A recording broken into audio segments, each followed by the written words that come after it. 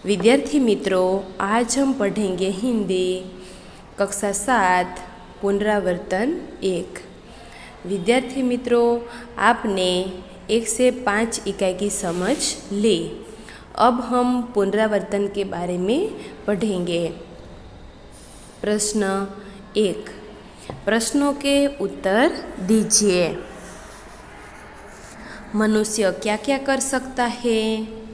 उत्तर: मनुष्य पहाड़ों को तोड़ सकता है, वह नदियों के बहाव की दिशा मोड़ सकता है, वह मिट्टी से अमृत निकाल सकता है, वह धरती और आकाश को एक कर सकता है। इस प्रकार मनुष्य असंभव लगने वाले काम भी कर सकते हैं।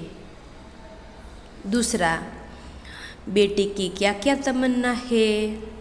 उत्तर: बेटी तारा बनना चाहती है, वह धरती पर चांद की तरह चमकना चाहती है, उसकी इच्छा दुनिया रूपी बाग में खिलने वाला फूल बनने की है, वह तितली बनकर हवा को चूमना चाहती है। इस तरह बेटी के दिल में कई तरह की तमन्नाएं हैं। तीसरा, राजकाज का काम कैसे अच्छी तरह से चल सकता है? उत्तर: हजरत अली राजकाज के लिए राज की मोमबत्ती जलाते थे। अपना काम करने के लिए वे राज की मोमबत्ती बुझाकर अपनी मोमबत्ती जलाते थे। निजी काम के लिए राज की मोमबत्ती जलाना उनकी नज़र में चोरी और हरामखोरी थी। यदि हजरत अली जैसी प्रामाणिकता रखी जाए तो ही राजकाज अच्छी तरह से चल सकता है। चौथा, चौथी स्त्री का बेटा सचमुच हीरा था, क्यों? उत्तर: चौथी स्त्री का बेटा बहुत ही सीधा साधा और सरल स्वभाव का था। उसने देखा कि माँ सिर पर पानी से भरा घड़ा उठाए आ रही है, तो उसने अनदेखा नहीं किया। वह माँ के पास गया और घड़े को उसके सिर से उतारकर अपने सिर पर रख दिया। घड़ा लेकर वह घर की तरफ चल पड़ा। इस तरह अपनी माँ के प्रति सच्चा सेवा भाव दिखाकर उसने खुद को सच्चा हीरा साबित कर दिया। पांचवा, आप माता पिता को कौन कौन से काम में मदद करते हैं? ये सब बच्चे अपनी अपनी तरफ से आप जो अपने माता पिता को जो जो काम में मदद करते हो वही आप इनके उत्तर में लिखेंगे अपने आप से। छठा, डॉक्टर कलाम ने इस ईमेल से हमें क्या सीख दी है? उत्तर: डॉक्टर कलाम कहते हैं कि हम सरकार चुनने के लिए मतदान कर निश्चित न हो जाए। हम ऐसा न सोचें कि अब हमारी सारी जिम्मेदारियां चुनी हुई सरकार उठाएगी। हमारे सारे काम सरकार करेगी और हम कागज़ भी कूड़ेदान में डालने की तकलीफ नहीं उठाएंगे। सामाजिक समस्याओं के बारे में भी अपना स्वार्थ देखना है।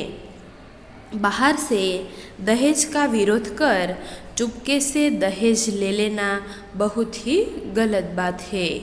इस प्रकार ईमेल से डॉक्टर कलाम ने हमें एक सच्चे नागरिक के रूप में अपनी जिम्मेदारियां निभाने की सीख दी है। दूसरा प्रश्न, रूपरेखा के आधार पर कहानी लिखिए। मुद्दे, एक चरवाहा जंगल में बकरियां चराने जाना, एक बकरी का दूर चले जाना, भेड़िया का आना, बकरी को खाने की इच्छा, बकरी को गाना गाने की इच्छा, में करना, आवाज़ सुनकर चरवाहे का लाठी लेकर आना, भेड़िए का भाग जाना, बकरी की जान बचना। सीख, कहानी को उचित शीर्षक दीजिए। विद्यार्थी मित्रों, इस कहानी का शीर्षक हम देंगे बकरी की चतुराई। एक चरवाहा था। वह रोज़ बकरियां चराने के लिए जंगल में जाता था। एक दिन एक बकरी घास चरते चरते कुछ दूर निकल गई। उसने किसी के घुराने की आवाज़ सुनी। उसने सिर उठाकर देखा तो सामने एक भेड़िया खड़ा था। भेड़िया बोला, मुझे बड़ी भूख लगी है। अच्छा तो वहाँ आ गए, अब मैं तुझे खाऊंगा। बकरी तो पहले बहुत घबराई, फिर उसने हिम्मत से काम लिया। वह बोली, आप मुझे खाना चाहते हैं तो कोई बात नहीं, परंतु पहले आप मेरा एक गाना सुन लीजिए। भेड़िया बोला, चलो ठीक है, सुना तो अपना गाना।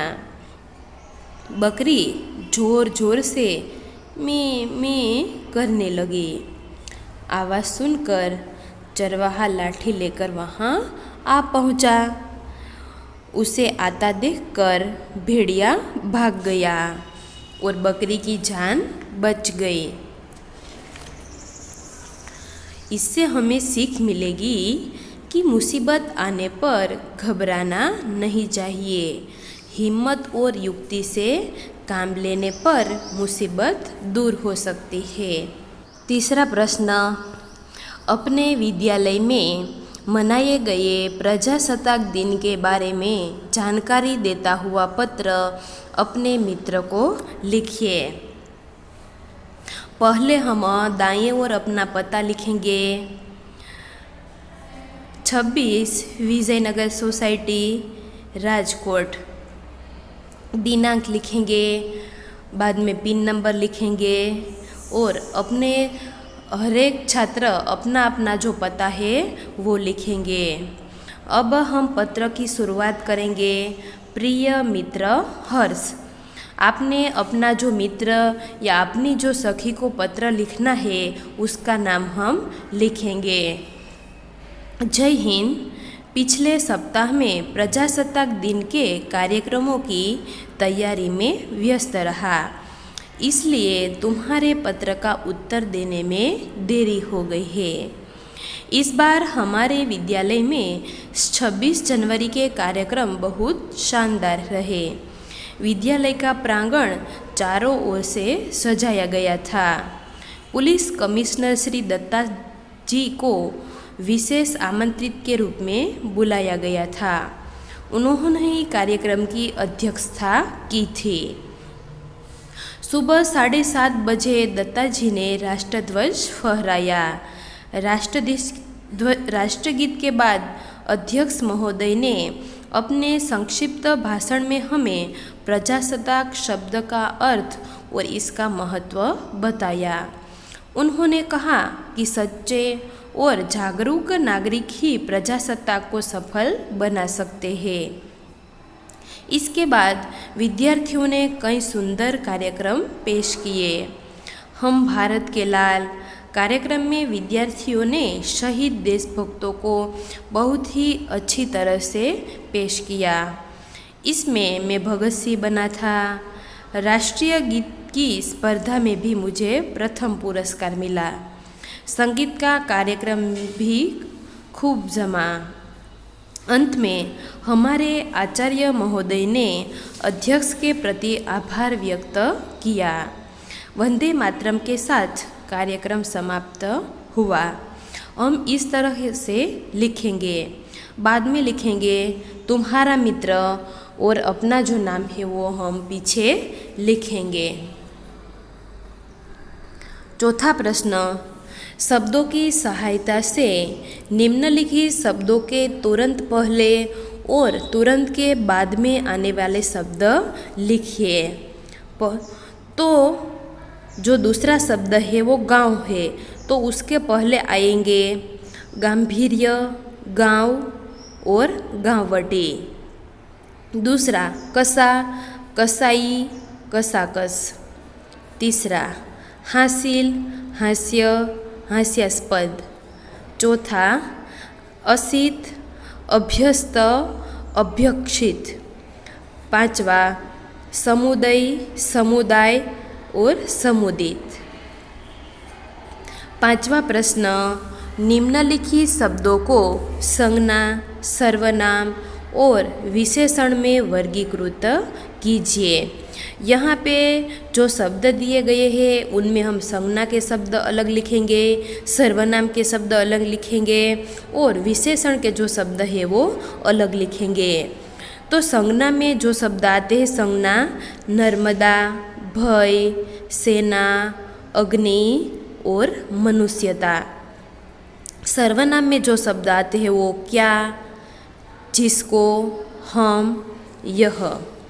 विशेषण में जो शब्द आएंगे थोड़ा, ज़्यादा, सुंदर, सातवा, कई, तीनों और मोटा। छठा प्रश्न, निम्नलिखित काव्य पंक्तियों का भावार्थ लिखिए। हम भावार्थ हिंदी में ही लिखेंगे। धरती सा धीर तू है अग्नि सा वीर, तुझे चाहे तो काल को भी थाम ले। हे मनुष्य, तुझमें धरती जैसा धीरज है, तुझमें अग्नि जैसी शक्ति है, तू चाहे तो काल को भी रोक सकता है। दूसरा, नीच को तू जान, जरा शक्ति पहचान, तेरी वाणी में युग का आह्वान है रे। तू अपनी शक्ति को पहचान, तेरी वाणी में युग की ललकार है, तेरी आवाज़ सारे युग की आवाज़ है। विद्यार्थी मित्रों, आपने इस पुनरावर्तन को समझा। अब मैं आपको गृह कार्य के बारे में बताती हूँ। आप पुनरावर्तन प्रश्न 1 से 6 प्रश्न है वो अपनी पाकी नोटबुक में अच्छे हस्ताक्षर से लिखेंगे और मैं आपको PDF भी सेंड कर रही हूँ, इसीलिए आप PDF में से ये पुनरावर्तन अपनी पाकी नोटबुक में अच्छे हस्ताक्षर से लिख लेना।